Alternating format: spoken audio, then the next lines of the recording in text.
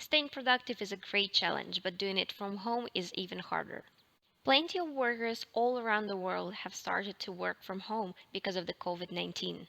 The first excitement of working from bed has actually passed, and now people start to realize, oh, where all the motivation and productivity is going.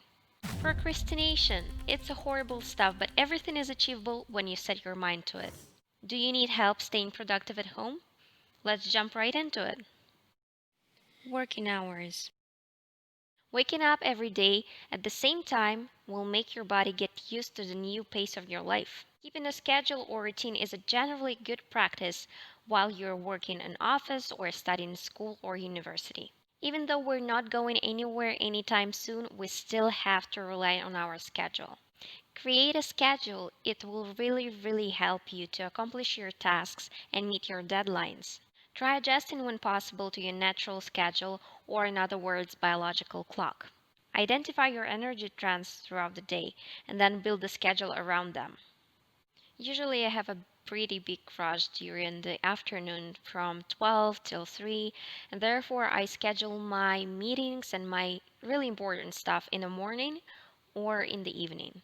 My real boost of energy comes really late, so sometimes I work till 1 or 2 in the morning. My schedule might sound pretty crazy to you, but look at the successful people or look at the other popular people that you know.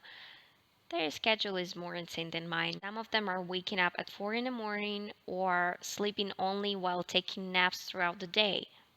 It all depends on your ability to adjust your time schedule to the routine that your company is working with and maybe other environmental factors. Do not overwork and stop working at the same time every day, and please keep it reasonable. We all know what happens when you just open your computer to just check some emails. Funny enough, my friend is looking for a job now, and some HR people sending her emails at 3 in the morning. Please do not overwork yourselves. It's not worth it. It's totally not worth it. Time management. I have already talked about it in my previous video about time management, but this is different. I want to tell you something about prioritizing. You can actually easily do it with Eisenhower's matrix on urgency and importance. Let me show you. This system divides tasks into four categories: urgent, not urgent, important, and not important. Some tasks are both important and urgent, some are one but not the other, and some are neither. Let's see. Urgent tasks are characterized by time pressure and the risk to lose something. Important tasks are not affected by time, but they have to be done sooner or later. Preparation and planning activities are important but not urgent. On the other hand, meeting with a big client is urgent and can cost you tons of money. Take care of yourself. Let's talk basics: personal hygiene, food, and water intake. You work better when you went to shower, ate something, and drank a glass of water. Try to understand that this is hugely important to keep yourself in condition where you can actually work properly, no matter if you're going anywhere or not. You have to eat something throughout the day. Keep your freezer full with foods that could be prepared in a matter of half an hour. Some people actually prefer batch cooking with crock pots. It's easy to make, then freeze it, preheat whenever you want to eat something. What I do, I usually buy those soup vegetables that you can find in a store, chop them up, portion them, and then freeze them in portions. And when I want packaged soup, I just put it in a bowl and heat it up. It's also great to have some fruits and snack near your workspace. Should I also remind you to drink some water?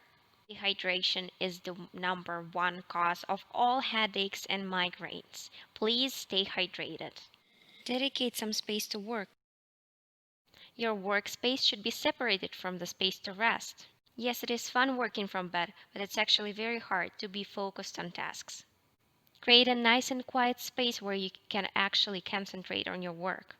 For some, it's a clean kitchen counter. For others, it's a balcony with a small table and a chair. Taking care of your workplace will benefit you in many ways. A good quality chair, access to fresh air, and maybe some good lighting are essential for a worker who's working from home. If you live with roommates or small kids, it's always a great idea to have some sound canceling headphones. Entertainment and socializing.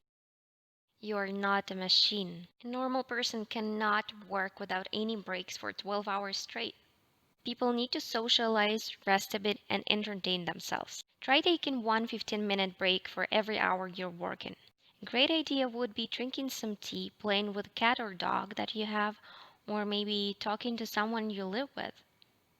If you live alone, why not call in someone? Why not call a friend or your parent and ask them, hey, how's your day going? Sometimes watching a quick video on YouTube also helps. Or maybe reading some gossip article. It could make a huge difference in your mood and the overall well being. It is not procrastination, it's a necessary activity to fulfill your basic needs. Exercise. In my previous video on mindfulness, we talked a lot about using exercise to stay centered and present. Now let's get more scientific. Body and mind are closely connected. Moving your body creates happy hormones like serotonin and dopamine that make your mood better. It also lets your blood move freely through your body and helps relaxing stiff muscles.